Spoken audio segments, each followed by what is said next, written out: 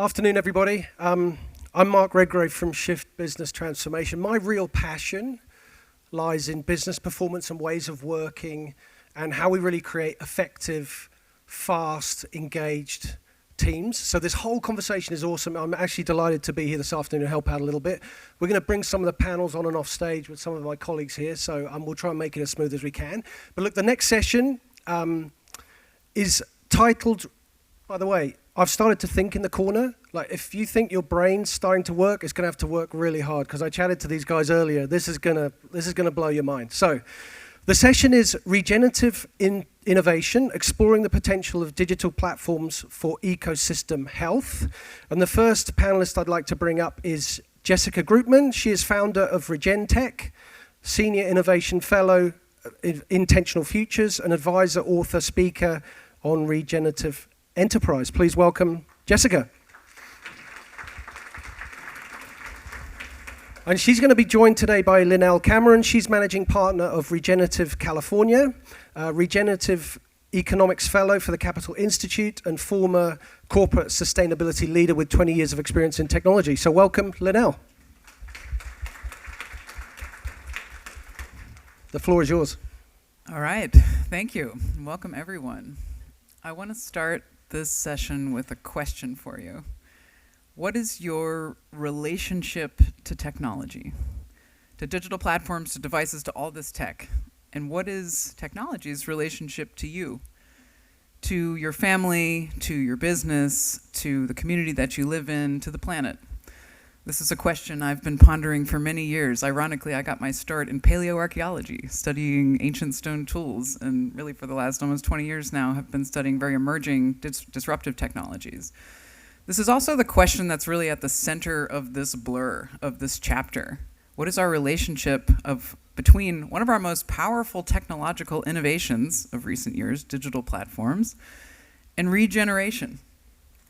Now, what on earth is regeneration? Well, actually, Earth knows a thing or two about it. In fact, the planet itself and all living beings, including you and I, are constantly regenerating. Our cells are regenerating, the forests are regenerating, grasslands are regenerating. This is creating the conditions for more life.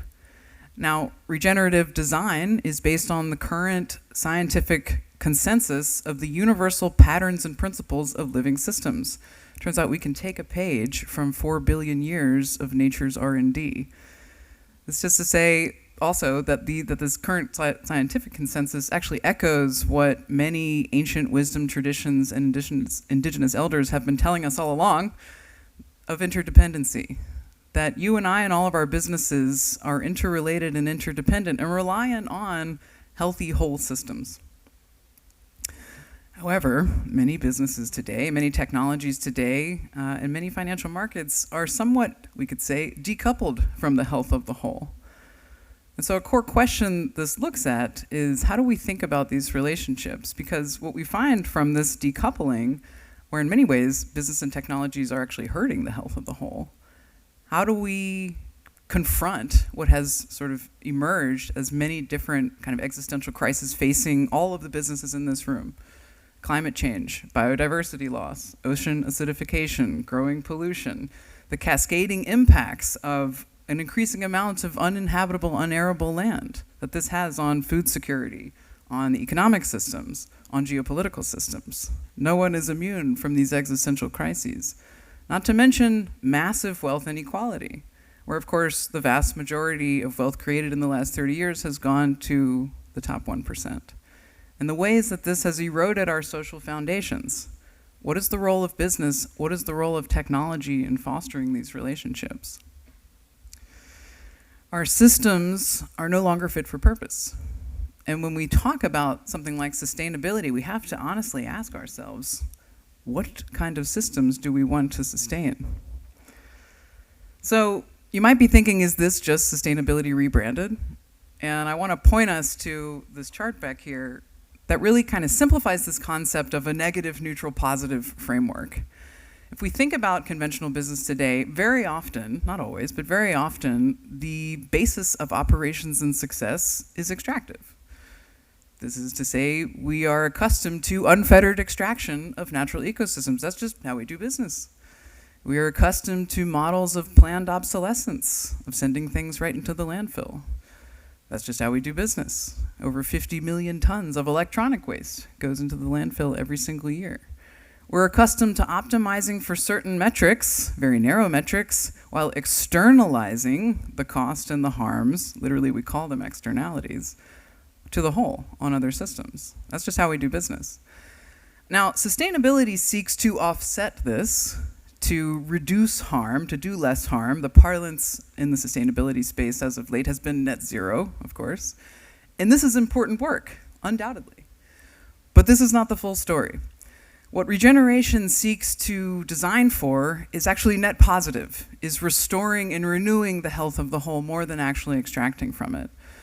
Not just reducing emissions, but actually restoring ecosystems as part of business operations, improving the health within communities, diversifying and creating more holistic metrics for well-being, and planning for the long term, planning models and designs for multiple generations, for durability, for circularity. A net positive business, we might say, profits by solving the world's problems, not by creating them. So I want to pause here and ask you, Lynelle, why regeneration? Yeah. How many people are... Can you hear me now? Okay, excellent. How many people are pretty familiar with sustainability? Just quick show of hands. Okay, everyone. How many people have heard of regenerative technology? Okay, so a few hands went up, so that's great. Yeah, I mean, just to build on what you said, Jessica, and I come from 20 years leading corporate sustainability teams, and I'm proud of that work. There's an army of young people, thanks to institutions like UCI and others, cranking out people who are doing important work to sustain, to do less harm. And so for those of you who are visual thinkers, you think of sustainability as a straight line. We're trying to sustain, do less harm. Many of you have probably heard about circularity and circular economy. Think of that as a circle, less waste. But when you think about regeneration, it's really about, as Jessica said, replenish and restore. So I think of like a little loop up and to the right.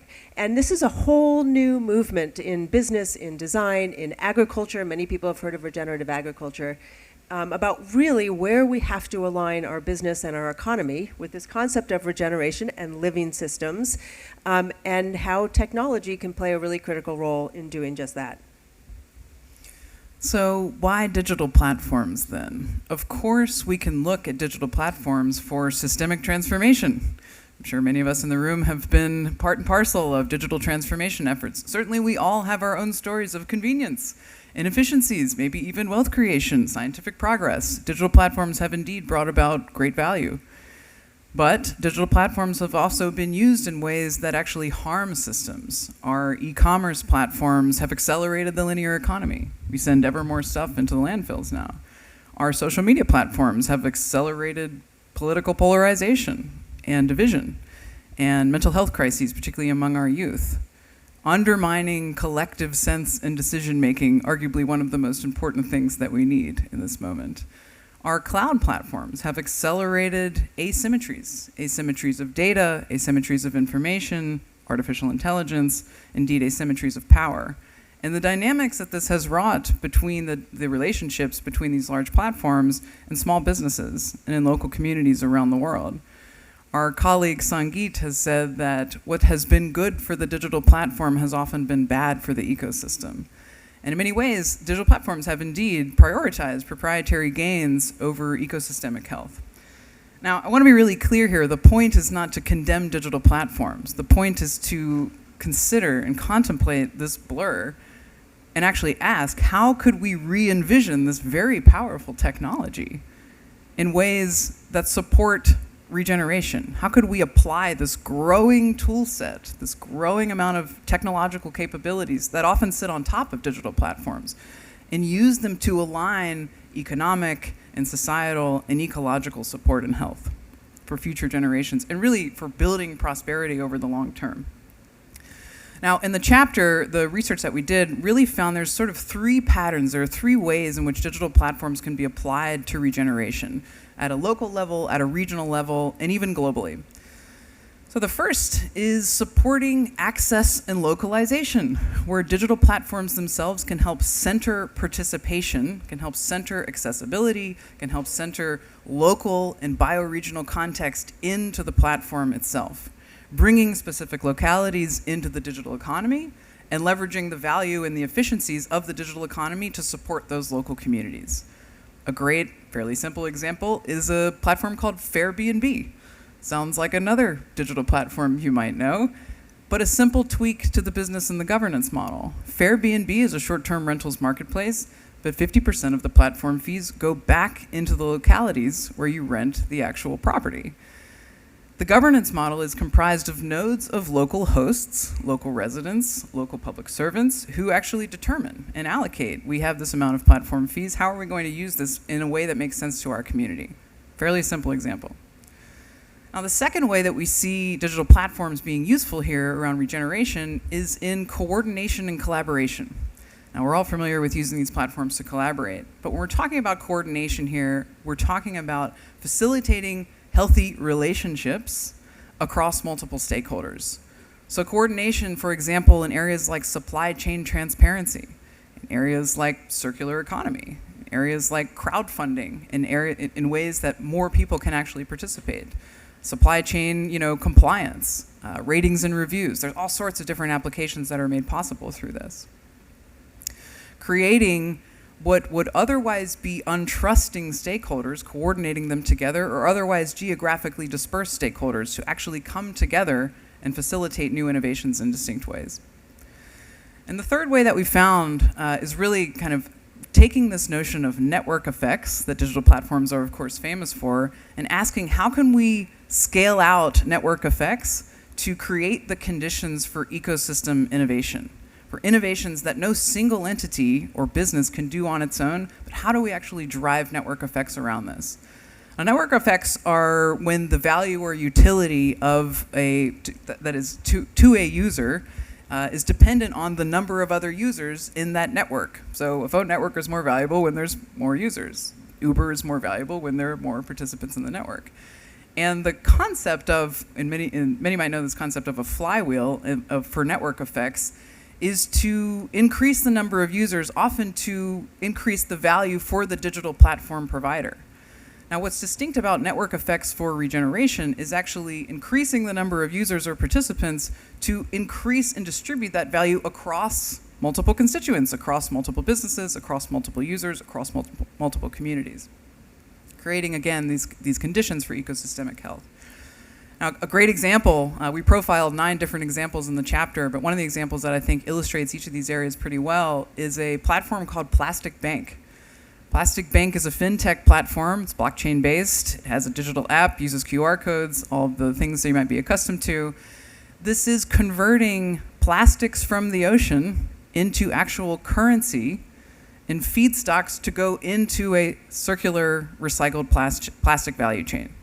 So Plastic Bank actually started in Haiti. They started in a very specific localized environment, spent some time there learning on the ground what is the nature of the need around waste pickers and waste managers, and scaled that platform differently in different locations. They're now operational in over 55 localities around the world and have distinct models for how to actually enable plastic currency, they call it social plastics, how to enable a sort of plastic circulation within these ecosystems where they partner with large brands. SC Johnson is one of their large CPG clients to pay into this marketplace and match plastic capabilities to the plastic feedstock to the brands that actually need it. They also support different use cases. The more participants, the more use cases.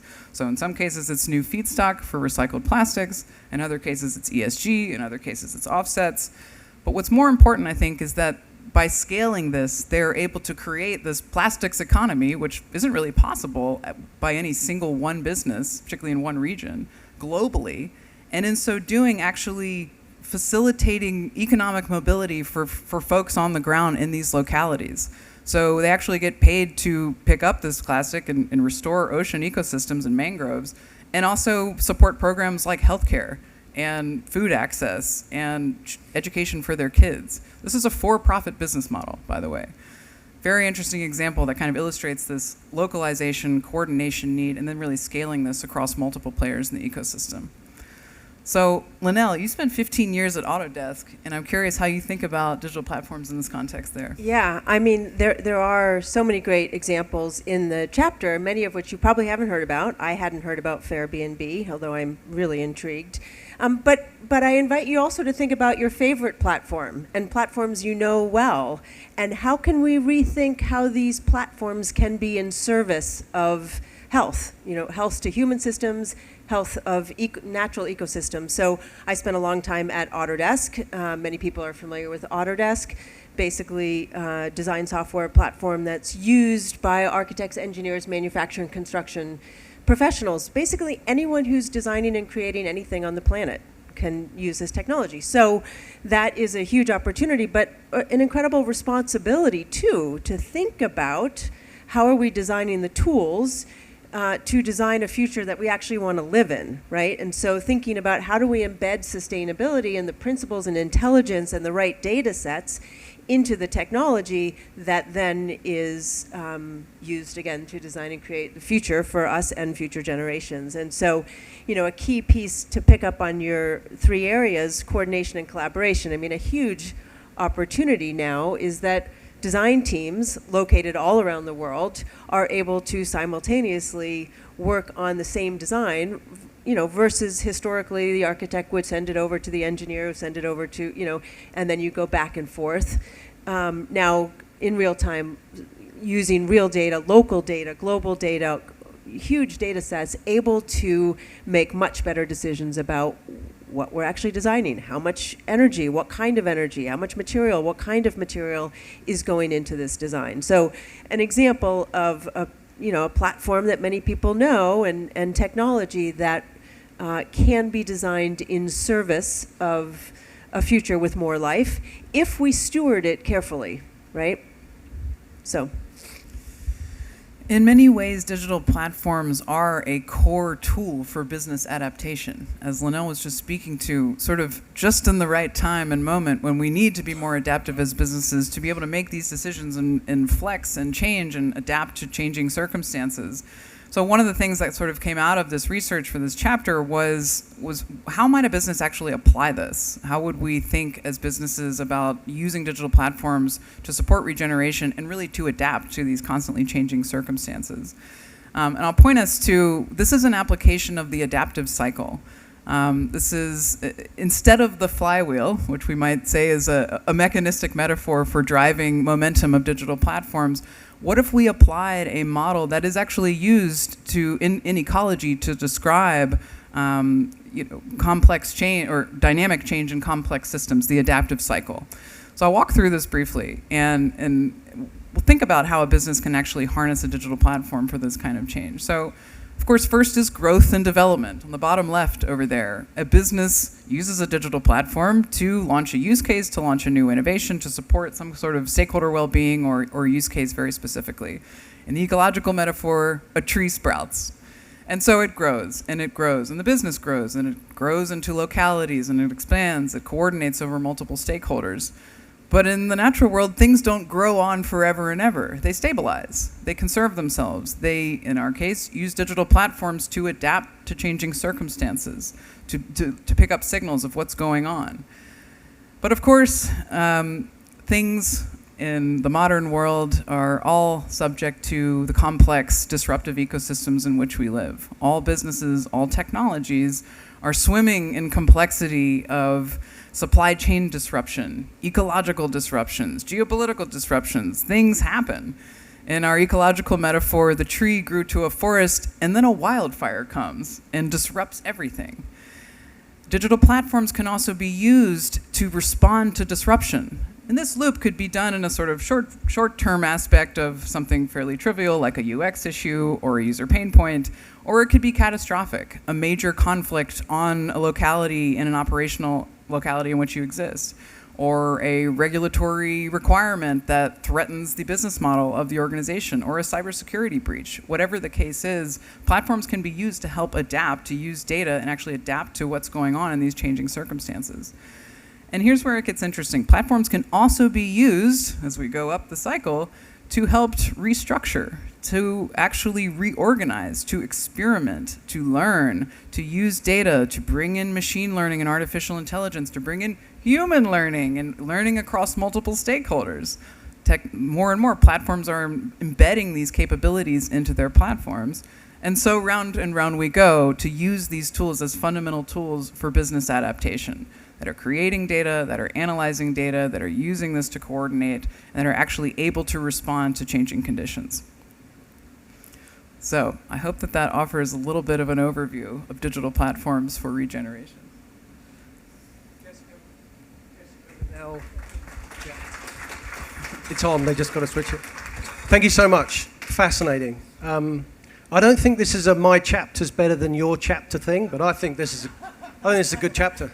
No, look, that reframing you did at the start of from sustainability to replenish and restore, that was a big thing for me. That was where the penny dropped. But we got people's minds working, I believe. So we can have Q&A for a few minutes. So who's got something for Jessica and Lynelle? Come on, this is a big topic. This is a brain teaser.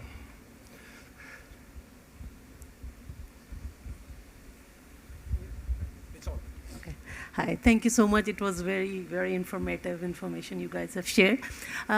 What do you think that is missing in our sustainability movement for last few decades that is causing us, we are not reaching to the result-driven outcomes so far? So what do you think is missing? Thanks. Go ahead. Want me to take it? Yeah, go for it. Yeah, it's a great question. And I will say, there's plenty of really good news that's happening in the sustainability world. We are so far from where we were before in terms of just measuring and starting to manage all of these different environmental, social, governance factors. So lots of good happening there. It's just not enough. Like sustaining, as Jessica said, where we are is just not enough. And so it's really a whole mindset shift and a cultural transformation that needs to happen. It's not about how do we do less harm as a business. It's about really, and you know, to use the Autodesk example again, like how do we use our position as a design technology leader to actually think about designing buildings that not just use less energy, but contribute energy back to the grid. Right, so it's really a cultural mindset shift that's needed, and Jessica and I are both up here as anthropologists by training, right? And it fundamentally comes back to how humans use technology toward this.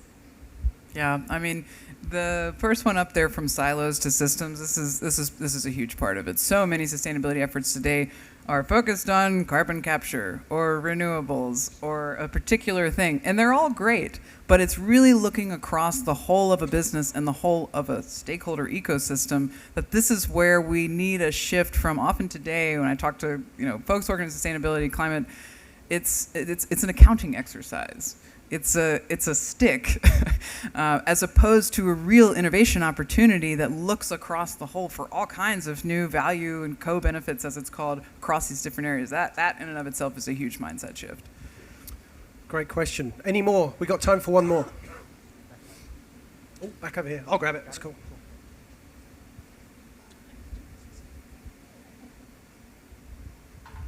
Hi, I'm Leonard Lane. I'm also from the Paul Mirage School of Business. But before I got a doctorate, I happened to work for a $12 billion company in the clothing industry.